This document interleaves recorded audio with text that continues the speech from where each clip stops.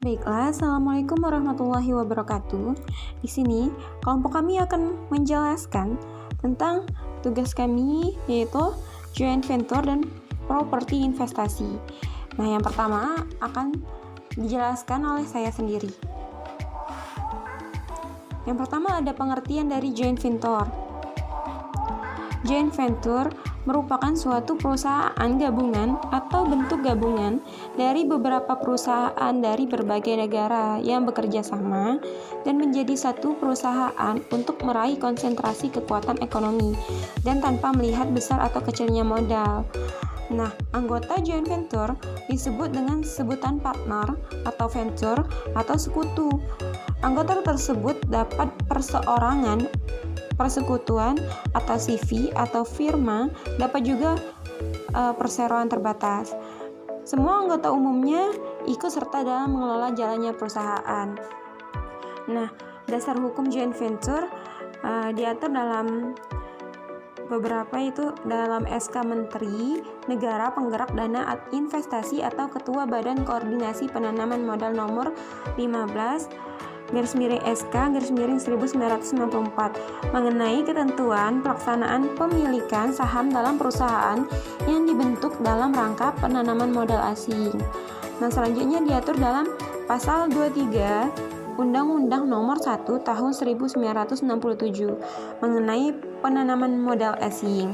Nah, selanjutnya dalam PP Nomor 20 Tahun 1994 menjelaskan mengenai kepemilikan saham dalam suatu perusahaan yang didirikan dalam rangka penanaman modal asing. Nah, selanjutnya diatur dalam PP nomor 17 tahun 1992 dan PP nomor 7 tahun 1993 mengenai pemilik perusahaan penanaman modal asing. Nah, selanjutnya ada karakteristik dari joint venture. Nah, yang pertama ada kekuasaan dan hak suara didasarkan pada banyak saham masing-masing perusahaan pendiri. Kedua, modalnya berupa saham yang diterima atau disediakan oleh perusahaan pendiri dengan perbandingan tertentu dari setiap perusahaannya. Ketiga, di negara Indonesia, joint venture merupakan sebuah kerjasama antara perusahaan asing dengan domestik, perusahaan baru yang didirikan oleh beberapa perusahaan lain secara bersama-sama. Hak dalam kebebasan dalam bereksistensi dan kebebasan masing-masing bagi perusahaan pendiri joint antara masing-masing partner perusahaan yang berlainan menanggung resiko yang bersama-sama. Nah, selanjutnya ada manfaat dari joint venture. Itu ada 8 manfaat. Yang pertama, pembatasan resiko. Yang kedua, pembiayaan. Yang ketiga, menghemat tenaga. Yang keempat, rentabilitas. Yang kelima, kemungkinan optimasi. Yang keenam, know-how. Yang ketujuh, kemungkinan pembatasan. Dan yang kedelapan, kongruensi, yaitu saling ketergantungan. Yang selanjutnya akan dibahas oleh teman saya. Terima kasih. Nah, selanjutnya yaitu kelebihan joint venture. Sekutu lokal lebih memahami tentang keadaan lingkungan di mana perusahaan joint venture didirikan, seperti misalnya adat istiadat, kebiasaan, dan lembaga kemasyarakatan di lingkungan setempat.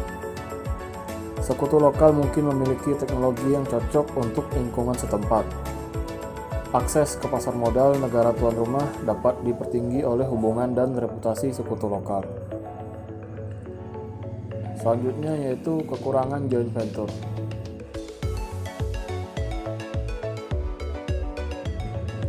Jika salah dalam memilih sekutu, maka akan meningkatkan risiko politik yang dihadapi. Adanya harga transfer, produk, atau komponen akan menimbulkan konflik kepentingan antar kedua belah pihak. Dapat terjadi perbedaan pandangan antara sekutu lokal dengan perusahaan.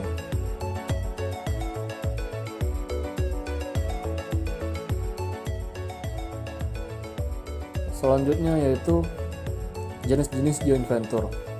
Yang pertama yaitu joint venture domestik, yaitu salah satu bentuk kerjasama joint venture yang dijalin antar perusahaan dalam negeri. Yang kedua yaitu joint venture internasional, yaitu suatu bentuk kerjasama joint venture yang melibatkan perusahaan asing sebagai salah satu pihak. Contoh joint venture yang pertama yaitu CW Television Network antara CBS Corporation dan Time Warner. Yang kedua yaitu The Baseball Network antara ABC, NBC, dan Major League Baseball. Yang ketiga yaitu Primetime Entertainment Network dari Primetime Consortium, perusahaan gabungan antara Warner Bros, Domestic Television, dan Chris Craft Group, stasiun independen. Properti investasi. Tanah dan bangunan yang tidak digunakan untuk dijual dalam keadaan normal dan digunakan untuk produksi dan penyediaan barang dan jasa atau tujuan administrasi. Biaya perolehan diakui sebesar biaya pembelian dan setiap pengeluaran didistribusikan secara langsung. Jika tidak memenuhi definisi, maka direklasifikasi ke aset yang tepat.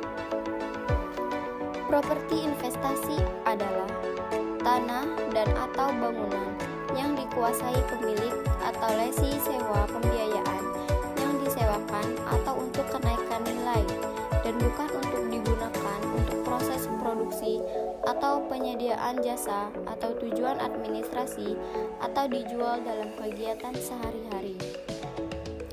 Properti investasi dicatat pada nilai perolehan, yaitu harga pembelian dan setiap pengeluaran yang dapat diatribusikan secara langsung. Setelah perolehan awal, maka properti investasi dicatat pada nilai perolehan dikurangi akumulasi penyusutan dan kerugian penurunan nilai atau cost model. Menggunakan metode model biaya, tanah dan bangunan yang tidak digunakan untuk 1. Dijual dalam kegiatan normal, dan 2. Digunakan untuk produksi atau penyediaan barang atau jasa tujuan administratif.